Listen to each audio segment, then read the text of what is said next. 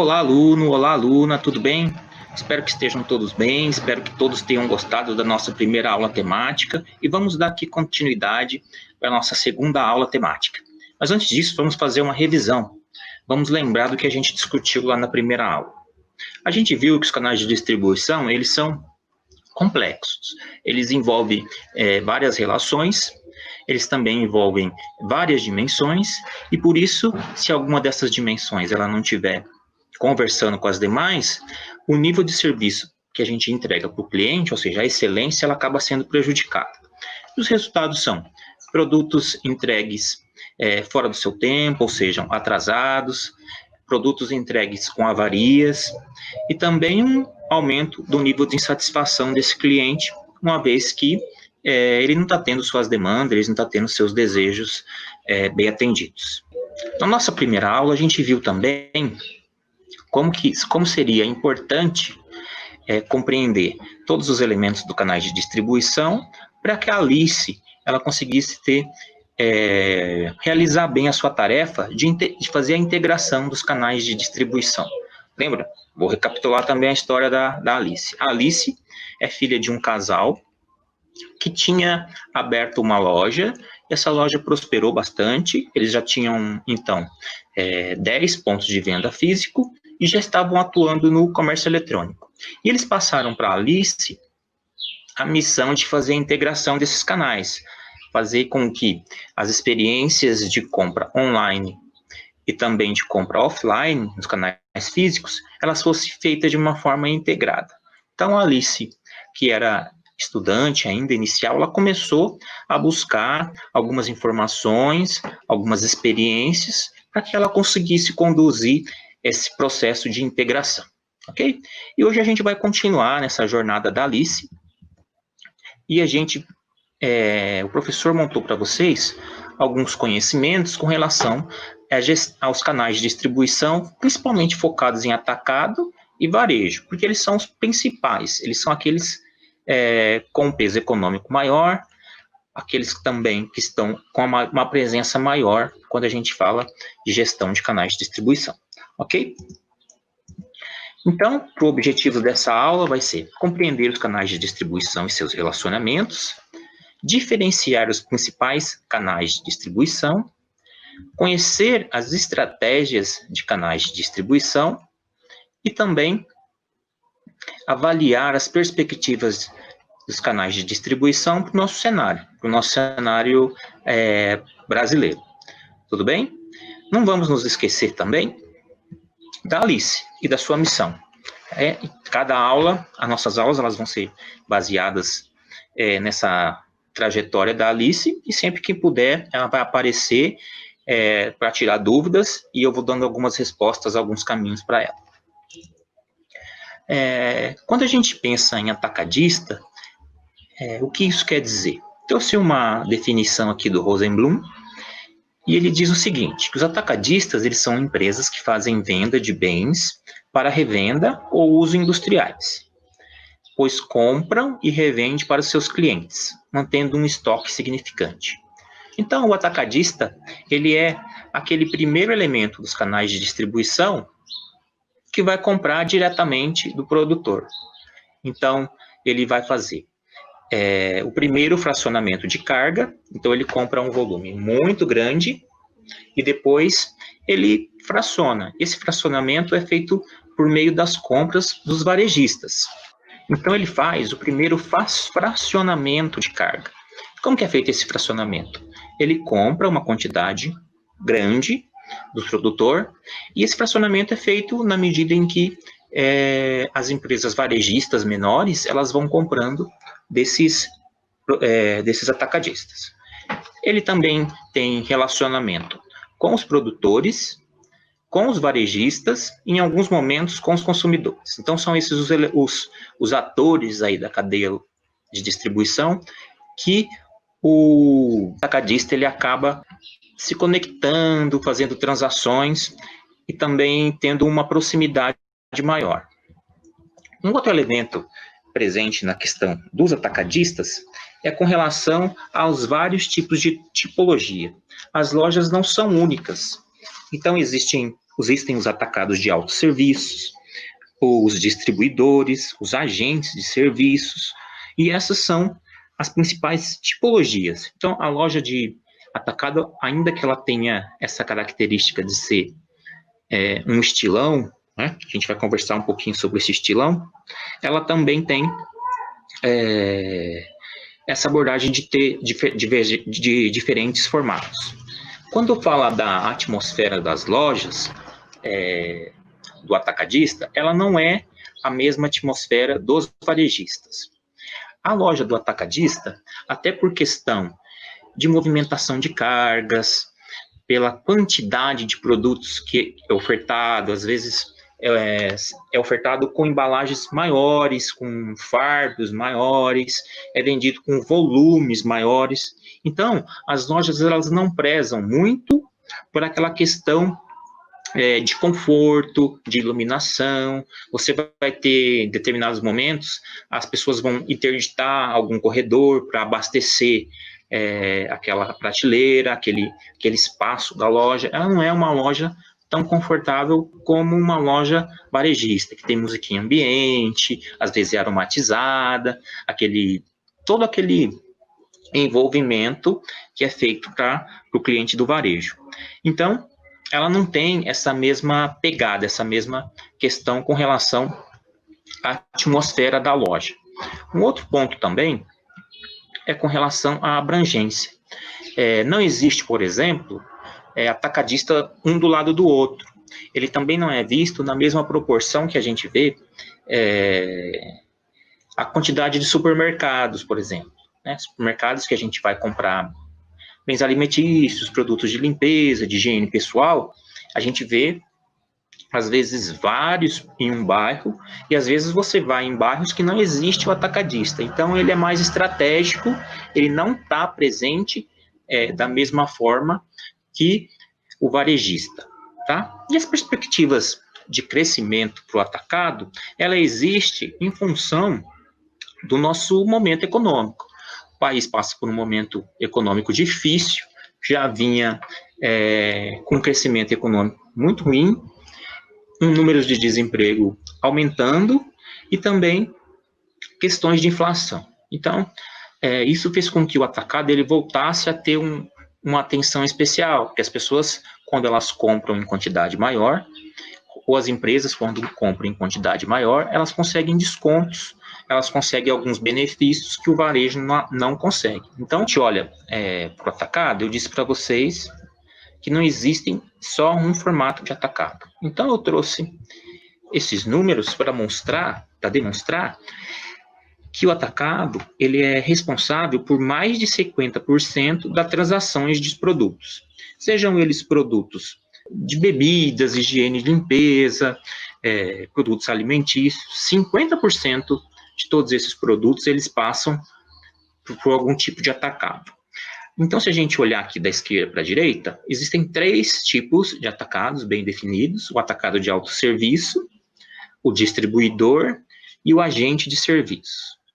Eles são responsáveis por comercializar, no nosso país, no ano de 2019, 53% de todas as mercadorias e produtos.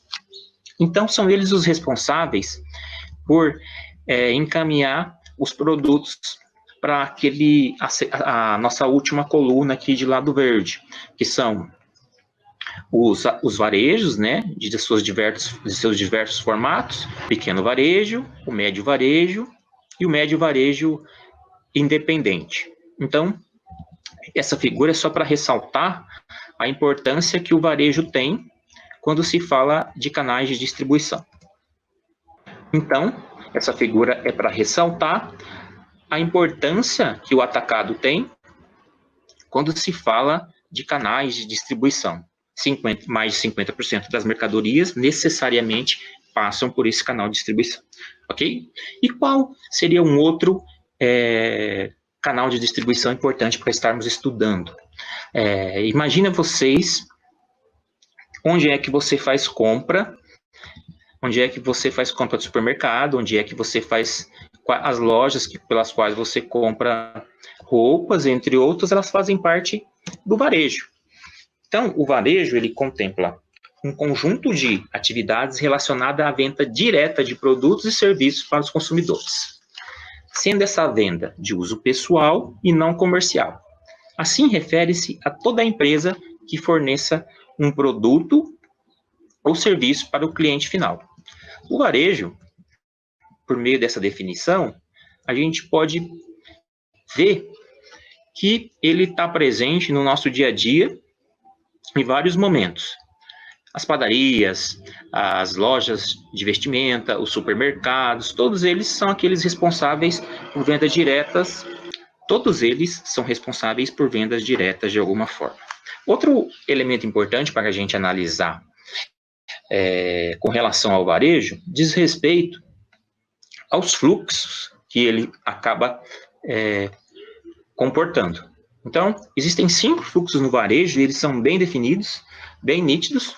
São os fluxos de produtos e serviços, o fluxo de propriedade, o fluxo de informação e o fluxo de pagamento e o fluxo de promoção. Então, você tem consumidor de um lado e o produtor do outro. O varejista está ali no meio e sempre vai haver um fluxo, seja ele de serviços, de propriedade, de informação, de pagamento, de promoção. Então, quando a gente fala de produtos e serviços, como é esse fluxo? Ele é unidirecional. É sempre o fornecedor fazendo o fluxo para o consumidor com o varejista intermediando. O fluxo de propriedade, ele também é na mesma direção. A propriedade de determinado bem, de determinado produto, ele passa do consumidor, ele passa do produtor para o consumidor. Quando a gente fala de fluxo de informação, esse fluxo ele é bidirecional. Então, os lojistas que estão ali no meio do fluxo, eles vão ser aqueles que vão intermediar as informações bidirecionais com relação ao produtor e ao consumidor. Por quê? Porque quando o varejista faz a compra do fornecedor, pode ter alguma informação com relação à qualidade do produto, e se ele repassa esse produto para o consumidor final, o consumidor também vai dar um feedback para ele, falar, esse produto não está obedecendo as especificações do que eu comprei. E aí, o varejista vai fazer essa mesma especificação e fazer digamos assim, esse aviso para o atacadista. Uma outra forma de ver essa relação é com relação ao processamento da informação. Então, o consumidor manda uma informação para o varejista de compra, o varejista aciona o atacadista com relação a essa informação de compra, o atacadista retorna a informação para o varejista e o varejista retorna essa ação para o consumidor. É todo esse processo para dizer que existe um produto disponível ou não.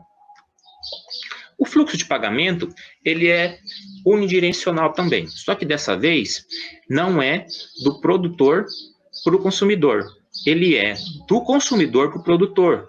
É o consumidor que faz o fluxo de pagamento para o varejista, que vai fazer, por sua vez, para o fornecedor. E o fluxo de promoção. Promoção envolve aí todas as ações de comunicação, de propaganda e promoção de venda também, tá? Esses setores, geralmente, eles costumam ser muito visados, eles costumam ser muito avaliados, eles são termômetros de desempenho econômico de uma economia. Então, sempre que, às vezes, um país precisa mensurar ou analisar como as economias estão, como o consumo está de um modo geral, eles podem analisar setor de construção civil, setor atacadista, setor varejista também entram aí nessa carteira para fornecer insumos e informações referente ao andamento da economia de um país. E quem é quem no varejo? Quem são os grandes nomes, quem são os grandes grupos no nosso varejo nacional? O Instituto Brasileiro de Varejo, eu deixei essa pesquisa, o link para vocês consultarem ela completa, caso vocês tenham interesse. Então, o Instituto Brasileiro de Varejo, ele é um órgão, né? Não é um órgão governamental, mas ele é uma espécie de centro que acaba fazendo pesquisa com relação a todos o setor varejista do país. E ele acaba fazendo também um ranking anual, dizendo quem são os maiores e também, às vezes, os melhores nesse setor de varejo. Quando a gente olha para a pesquisa de 2020,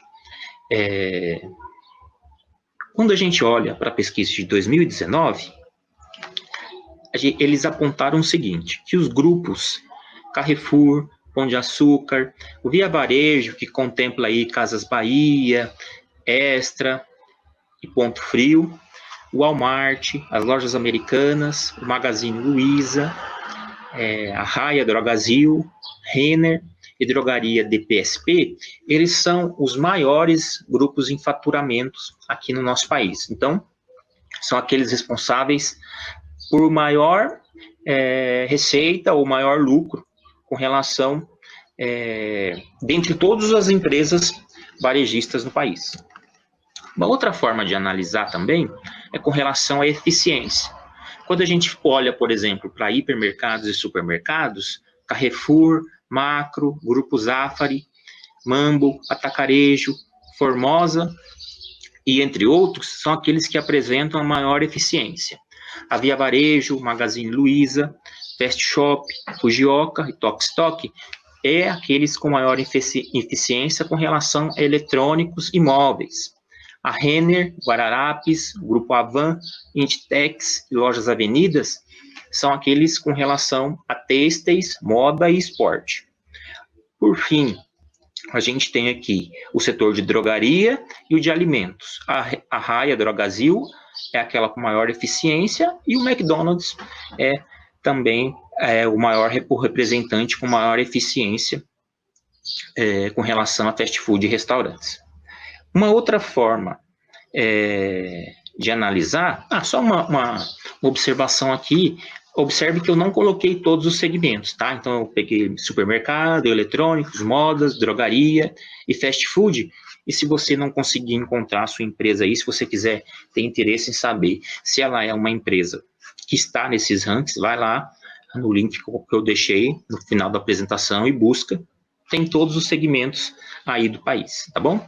Um outro ranking, também existente no Instituto IBEVA, é com relação à imagem. Então, no ano de 2009, aquela empresa que teve a imagem, a que foi mais admirada no país, foi o Grupo Boticário, quando a gente compara com todas as empresas. E também tem a segmentação por setor. O Carrefour, com relação aos supermercados, o Açaí, com relação aos atacadistas, aí o Boticário, beleza e cuidado pessoal, Cacau Show Alimentos e Magazine Luiza com eletrônicos. Mas não se esqueça, o ranking completo está lá no final da nossa apresentação. Uma outra forma interessante que tem também, crescido, quando a gente analisa essa perspectiva de canais de distribuição, é o atacarejo. Não sei se você já conhece esse termo, mas ele existe. E o atacarejo, ele é uma espécie de mix entre o atacado e o varejo. Vamos ver aí a definição que a gente tem desse segmento. O atacarejo é um modelo de negócios do setor de supermercados que une as características do atacado e do varejo em um mesmo lugar. Portanto, busca ter qualidade das duas formas de venda, levando menores preços aos consumidores. Então, quando a gente analisa o atacarejo, ele é como ele tivesse o preço do atacado e o serviço do varejo. Lembra quando eu falei que as lojas do atacado elas não eram tão convidativas quanto as lojas do varejo? Então, eles já começam a fazer essa espécie de mescla entre atacado e varejo para conquistar um tipo diferente de consumidor. Essa possibilidade ela já é crescente e aquele contexto de crise também faz com que esse segmento ele cresça daqui para frente no país.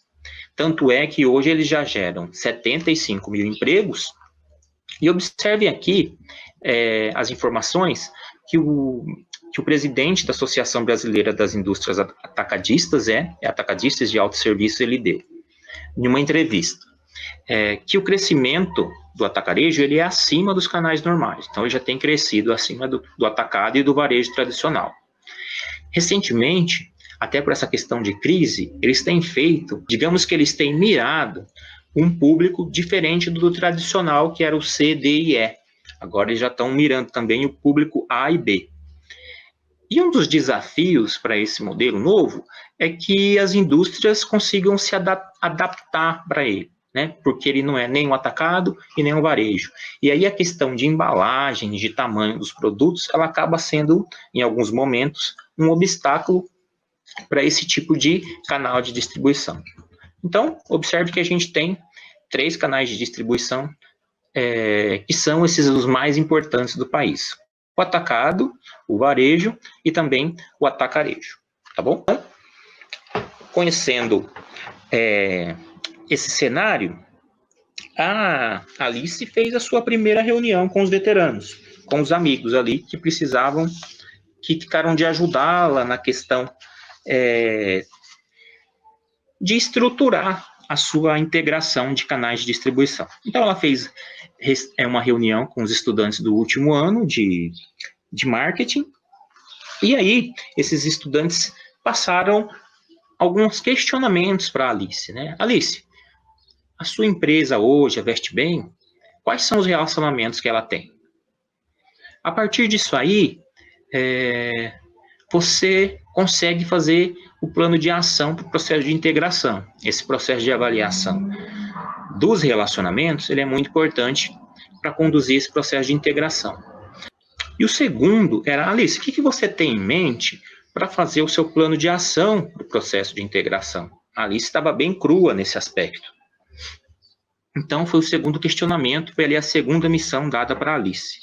E o terceiro, Alice, como você avalia a VestBem internamente? Qual que é? O que vocês vendem? Qual é o seu público? Qual é o tipo de vestuário que vocês estão interessados em vender ou o tipo de vestuário que vocês têm trabalhado recentemente? Tá? Partindo daí, a Alice foi tomar conhecimento do que eram esses elementos, que os meninos pediram para que ela se aprofundasse, para que ela aprendesse. Então, quando ela olha as relações da VestBem, o primeiro tópico, ela notou que ela é uma varejista, ela está ali no meio e atrás dela, ou seja, de quem elas compram os produtos, são os atacadistas e à frente dela são os consumidores. Então, ela tem uma relação, que a gente pode dizer, a montante, com quem está atrás, com quem fornece. Ela também tem uma relação a jusante, que é com os consumidores. Então, ela tem esses principais canais. Além disso, ela fez uma lista, né, dessas principais relações. Então, ela tem relação com o atacado, relação com o varejo não tem, porque ela é o varejo. Ela tem relação com os consumidores e tem uma relação ali entre as empresas do grupo, entre as empresas que representam a matriz e as filiais. Então, o segundo questionamento dos meninos foi com relação ao plano de ação. Então, vou chamar vocês para ver uma técnica de elaboração de plano de ação. Vou passar um vídeo aqui do Sebrae que ele ilustra bem esse elemento.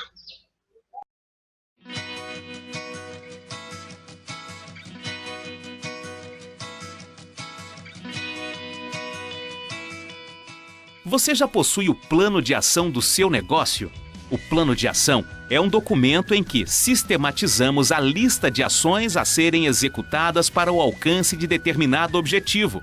Cada plano de ação deve ter sua meta, definir os passos para a realização de cada atividade, estabelecer um cronograma, definir quem será o responsável e que recursos serão necessários para a implementação da estratégia.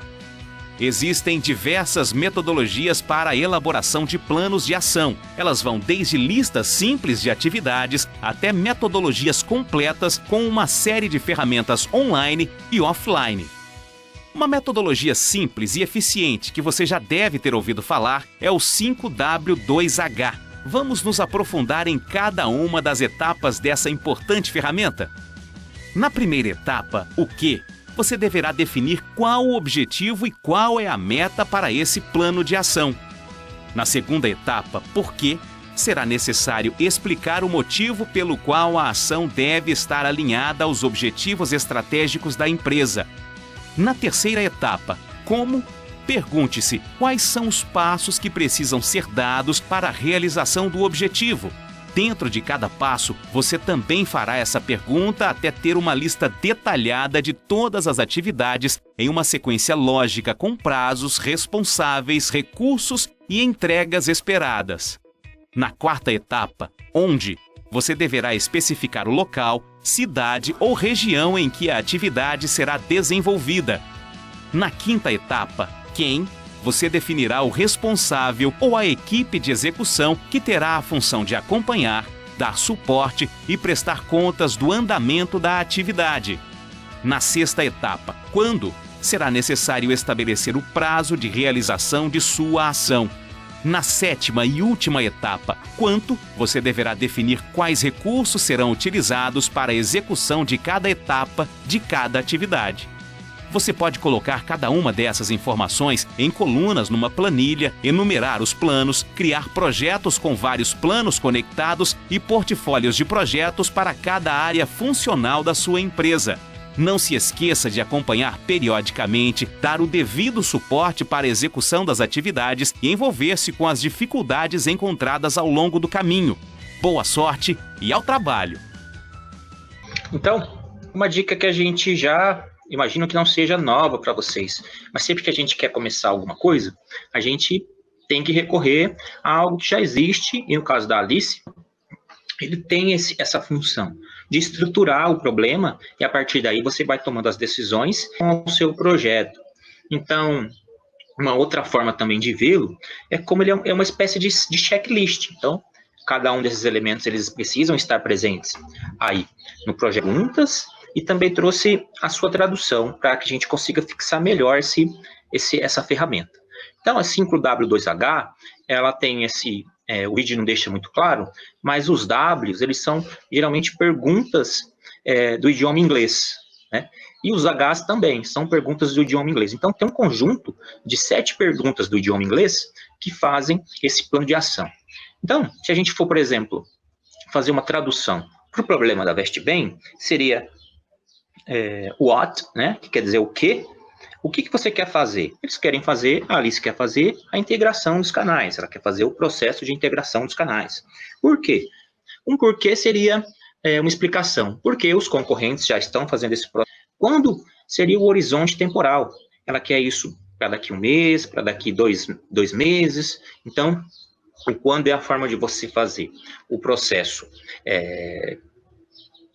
de realização das tarefas de uma forma que fique evidente quando ela vai ser entregue, quando ela vai ser realizada. O onde é fazer a questão da localização geográfica. No caso, eu digo geográfica porque no caso são 10 lojas mais o canal online. Então, no caso da Alice, ela vai precisar fazer um arranjo, vai precisar criar um centro de distribuição novo. Onde é que estão essas lojas? Todas as lojas vão fazer parte do processo de integração ou apenas algumas? Então, é você fazer essas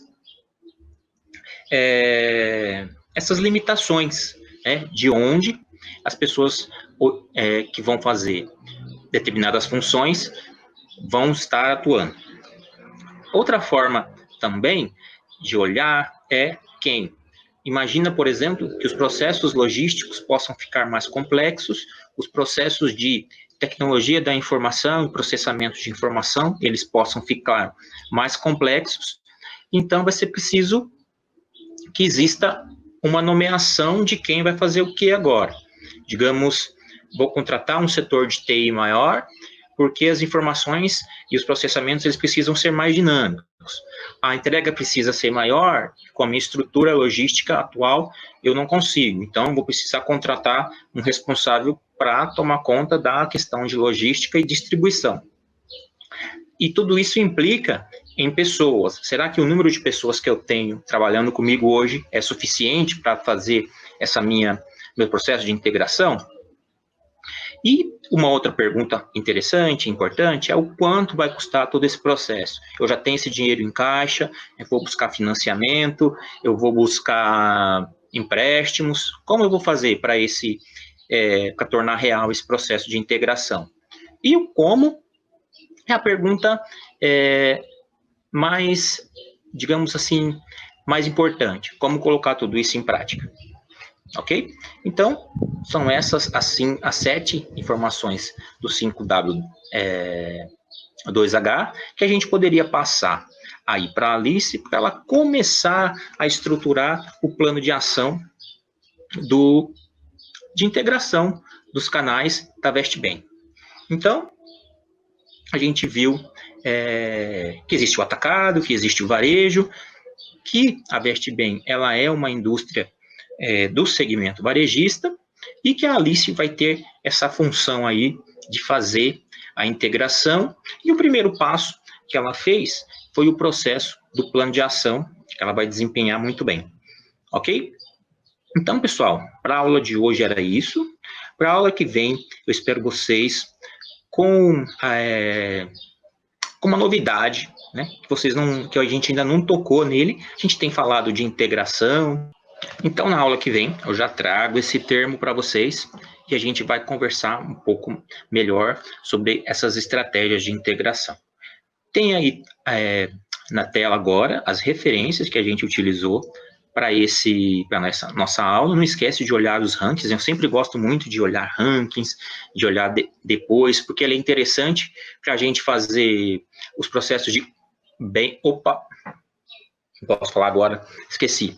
A gente vai ter uma aula disso também. Me lembrem. Então, é isso, pessoal. Espero que vocês tenham gostado e espero vocês na aula 3.